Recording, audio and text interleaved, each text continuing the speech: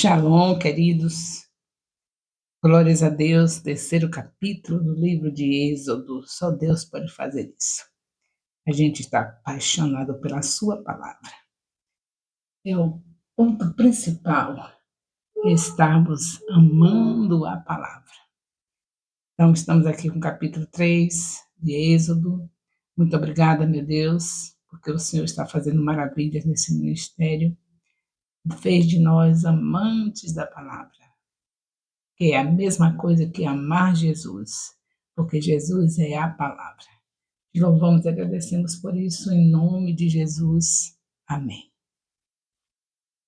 Capítulo 3 de Êxodo fala, Deus fala com Moisés, é o título desse capítulo. Moisés apacentava o rebanho de Jetro, o seu sogro, sacerdote de Midian, e levando o rebanho para o lado oeste do deserto, chegou a Horebe, o monte de Deus. Ali o anjo do Senhor lhe apareceu numa chama de fogo no meio de uma sarça. Moisés olhou e eis que a sarça estava em chamas, mas não se consumia. Então disse consigo mesmo: vou até lá para ver essa grande maravilha, porque a sarça não queima. Bem, aqui nós temos a admiração de Moisés, esse impacto, porque, segundo os nossos queridos teólogos, já era costume esse fato ali naquele deserto. Havia algo debaixo do solo que acontecia que, de vez em quando, uma sarça poderia estar queimando, só que não queimava, uma, duas, quanto houvesse, mas só que não queimava o tempo todo sem se consumir. Queimava mesmo, de verdade. É um fenômeno, algo que acontecia no subsolo, que trazia essa coisa bonita, né? De se ver que tudo que Deus faz é lindo. Nessa região acontecia isso, porém essa não se consumia. Aí Moisés fica impactado e vai tentar ver o que é que está acontecendo, porque aquela sarça não se queima, não é consumida. Quando o Senhor viu que ele se aproximava para ver, Deus, no meio da sarça, chamou e disse: Moisés, Moisés. Ele respondeu: eis-me aqui.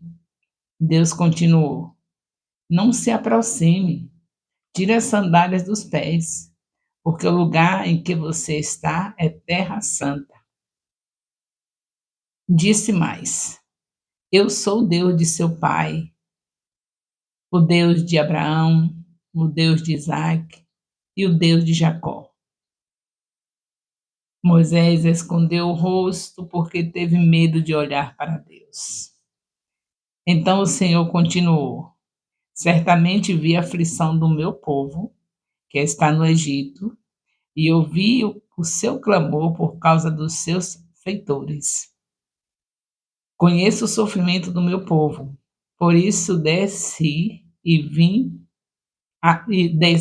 a fim de livrá-lo das mãos dos egípcios, e para fazê-lo sair daquela terra e levá-lo para uma terra boa e ampla, terra que emana leite e mel, o lugar do cananeu, do Eteu, do Amorreu, do Ferezeu, do Eveu, do Jebuseu. Pois o clamor dos filhos de Israel chegou até mim, e também vejo a opressão com que os egípcios os estão oprimindo. E agora venha, e eu o enviarei a Faraó para que você tire do Egito o meu povo, os filhos de Israel. Vamos dar uma paradinha por aqui para a gente dar um comentário aqui sobre isso.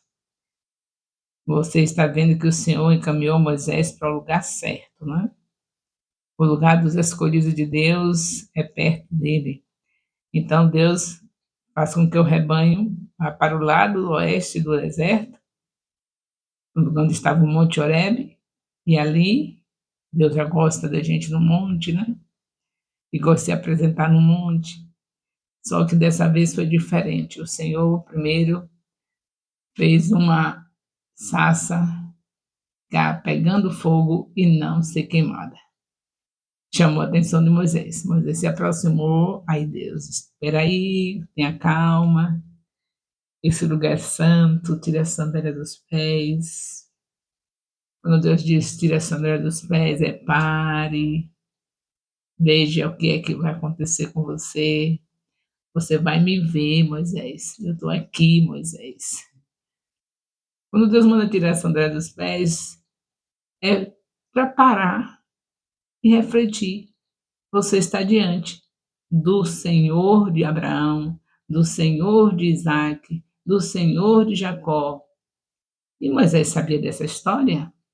Como eu disse a vocês, Moisés, ele não ficou no palácio no período mais importante da sua vida de aprendizado, que é o tempo de criança. Vocês estão lembrando do capítulo anterior, que a princesa pegou a própria mãe, por orientação divina, a menina fica ali olhando o seu irmãozinho no cesto, e depois, quem é que a menina chama para ser a babá? Que a princesa pediu para chamar alguém. Ela chamou a própria mãe. Porque Deus não vai deixar um escolhido dele sem ter a cabecinha formada na fase de criança. Olhe o nível de Moisés, que foi citado tantas vezes por Jesus. Como é que podia ser de qualquer jeito? É claro que Deus podia fazer uma lavagem na cabeça, mas não era melhor ensinar para nós a importância? Aí eu ensino a importância da gente estar cuidando da cabecinha da criança enquanto ela é criança. Na adolescência, a gente continua em cima do alicerce, continua ensinando, mas aí já tem que ter o alicerce, é importante. E aí Moisés sabia disso, sabia que vinha dessa descendência, era descendente de Abraão, de Isaac e de Jacó, e que havia uma promessa. Deus agora está fazendo Moisés recordar. E o mais importante é saber que ele seria este que estaria fazendo o livramento, a libertação do povo de Deus que veio de Abraão, que começou em Abraão. Que privilégio, né? Aí ele fala disso, Deus fala que ele é o Deus de Abraão, de Isaac e de Jacó. Moisés escondeu seu rosto porque teve medo de olhar para Deus. Então, o Senhor continuou. Certamente vi a aflição do meu povo, que está no Egito, ouvi o seu clamor por causa dos seus feitores, conheço o sofrimento do meu povo. E Deus vai começando a abrir o caderno, como a gente fala, abrir o livro, falando tudo. Então Moisés perguntou a Deus: quem sou eu para ir a Faraó e tirar do Egito os filhos de Israel? Deus respondeu: eu estarei com você, e esse será o sinal de que eu o enviei. Depois que você tiver tirado o povo do Egito, vocês adorarão a Deus neste monte. Então, Deus fala bem claro para Moisés: eu irei com você. Quando Deus chama, ele vai junto. Ele não dá uma tarefa para nenhum de nós para deixar a gente ir sozinho, ele vai junto. Então não tem como a gente rejeitar um chamado de Deus. Não tem como rejeitar uma escolha de Deus. Ele é soberano, se ele escolhe, eu não tenho que dar desculpa nenhuma, é porque aí vocês vão ver, vamos continuar, e vocês vão ver Moisés dando uma opção de desculpas. Não tem que dar desculpa, porque ele gosta de pegar o improvável, que é para a glória dele ser de uma maneira tremenda, a todos verem que foi ele que fez. Se você olha para uma pessoa que está capacitada para alguma coisa, para fazer algo para Deus, aí você, não, mas ele já era assim, já era doutor, já tinha feito doutorado, já estava uma pessoa mesmo destacada no meio da sociedade, e Deus pegou aquela pessoa e fez isso, fez aquilo. Você acha que as pessoas iam, a glória ia ser tão grande como pegar o improvável? Aí as pessoas dizem, mas também, né? Deus pegou uma pessoa desse nível, já era um destaque, já era famoso, já era um gênio, por isso, né, que está assim. Aí Deus não pega. Muito difícil, né? Você vê que a maioria das pessoas chamadas por Deus são os improváveis diante da sociedade. Está aqui Moisés se achando um improvável. E Deus disse: serei com você. Não é você, Moisés, quem faz sou eu. Quem vai libertar sou eu. Você não quer, mas eu quero. E eu posso, e eu faço. Aí Moisés começa suas conversinhas com Deus. Moisés disse para Deus: que se, eis que quando eu for falar com os filhos de Israel e lhes disser, o Deus dos meus pais, dos seus pais, me enviou a vocês, eles vão perguntar qual o nome dele. Então, que lhes direi? Moisés já estava escaldado, né, como diz o outro, já estava de uma experiência que ele estava no deserto justamente porque de uma experiência negativa no meio do povo, e os dois hebreus foram contra ele.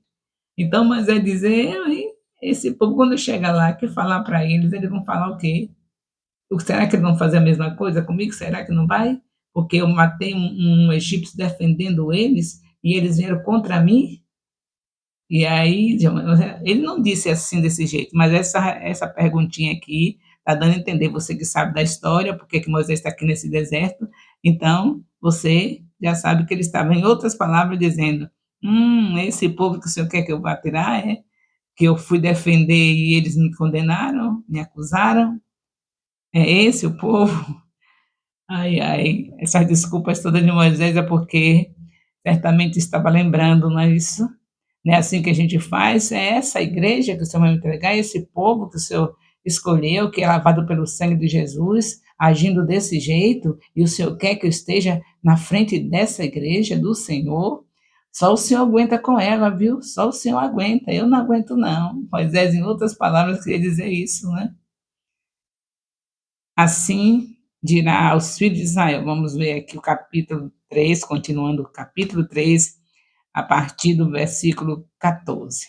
Deus disse a Moisés: eu sou o que sou. E disse mais: assim você dirá aos filhos de Israel: eu sou, me enviou a vocês. Agora, Moisés, entenda, agora Deus vai mostrar para ele, entenda, agora é a minha vez, é o momento de você começar um ministério. Você começou antes da hora. Agora não, agora é o tempo. Então você vai dizer: eu sou, me mandou, eu sou. Naquela primeira tentativa, antes de Moisés sair do Egito para o deserto, ele não tinha ainda autorização. Deus não tinha dito: é agora que você vai começar. Ele começou precipitado. E, claro, aconteceu as coisas assim, mas como Deus não desiste, Deus, quando escolhe, não tem quem faça ele desprezar, estava escolhido e acabou. Deus tratou, levou para o deserto e agora diz: agora é sua vez, agora quem vai te levando sou eu, agora eu sou. Diga para eles que eu sou. Foi eu sou que te mandou. Deus disse ainda mais a Moisés: assim você dirá aos filhos de Israel: o Senhor, o Deus dos seus pais, o Deus de Abraão, o Deus de Isaac, o Deus de Jacó, me enviou a vocês. Este é o meu nome eternamente, e assim serei lembrado de geração em geração. Agora é outra história, né? Moisés está na hora de começar o seu ministério de libertador. Aí Deus continua: vai e reúne os anciãos de Israel e diga-lhe: o Senhor, Deus dos seus pais, o Deus de Abraão, o Deus de Isaac, o Deus de Jacó, me apareceu dizendo: em verdade eu os tenho visitado e visto o que tem sido feito com vocês no Egito, e prometi tirá-los da aflição do Egito e levá-los para a terra do Cananeu, do Eteu, do Amorreu, do Ferezeu, do Eveu, do Jebuseu, para uma terra que emana leite e mel. Deus está dizendo que tem esse povo lá, né? Mas a terra foi prometida para quem? Para Abraão. Então era hora de tomar, era hora de ir. Deus tem a hora para cada coisa. Pode quem quiser tomar aquilo que Deus lhe entregou, mas ele vai requerer, ele vai buscar o que é teu, porque Deus prometeu foi a você. Então agora chegou a hora do povo sair do Egito, e tomar posse daquilo que Deus tinha dito que daria a Abraão e a toda a sua descendência.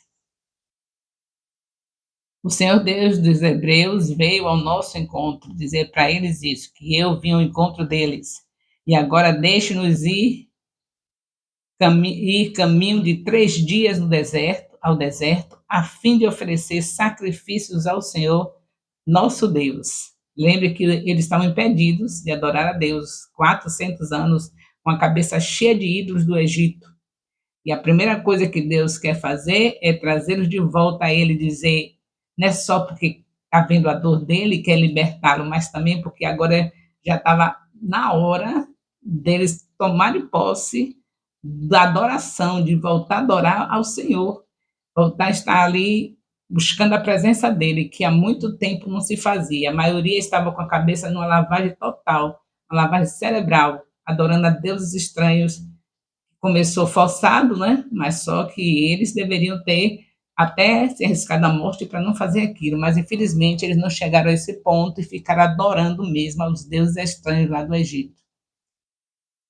Mas Deus não despreza, ele já disse e vai continuar dizendo a cada um de nós que pode até uma mãe esquecer do filho que gerou no seu ventre, mas ele não se esquece de você nem de mim, porque Deus é assim.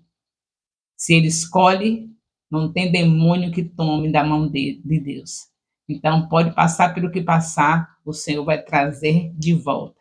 E é isso que está acontecendo. O povo hebreu deu aquele trabalho todo que você viu, nós vimos no livro de Gênesis.